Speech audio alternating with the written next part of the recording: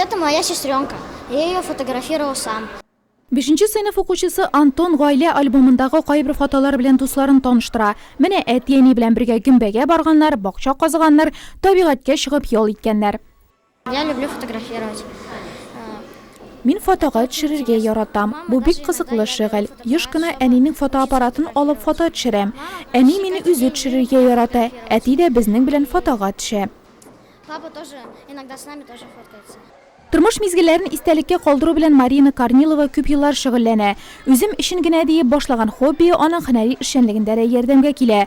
Нурлат-Нефть НГДУсының яшьләр комитеты рәисе гаиләсендәге генә түгел, эшендәге вакыйгаларны да тарихка кертеп калдырырга тырыша. Мы любим все в семье фотографироваться, нас и папа никогда не Бездә отказывает. барысы да фотога төшәргә ярата. Әтие бездә каршы килми. Мин балаларым үсеп җиткәч, алар бу фотоларга карап шатлансын дип телим. Һәм безгә әти-әниләрне, тормышыбыздагы күңелле мизгелләрне истәлеккә саклап калганыбыз өчен рәхмәтле булырлар дип уйлыйм. Может быть, чтобы было приятно. Улы Антон, кызы Ульяна, тормыш иптәше Александр һәм игътибарны җәлеп итәрлек фон. Фотографияләр ясаганда Марина аларны матур, кызыклы итәр өчен тырыша. Гаилә шөгыле белән башкаларны таныштырырга кирәк дигәч, бер дә каршы килмәгән ул. С сентября месяца у нас в школе Сентябрь аеннан башлап безнең мәктәптә яшь талантлар программасы гамәлгә ашырыла.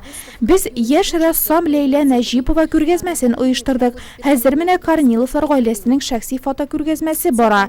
Бу проектның максаты башка укучыларны да мәктәбебездә белем алучы сәләтле балалар һәм аларның әти-әниләре белән таныштыру. Замана әниләре өйдә табын әзерләп, бала тәрбияләп, җыеп-җыештырып ятучы хуҗабикәләр түгел инде. Әйе, алар буларына да өлгерә. Шуның белән бергә җәмгыятьтә үз урынын табарга, уңышлы карьера ясарга, хобби белән шөгыльләнергә дә вакыт табалар. Иң мөһиме, барысын да яратып башкаралар.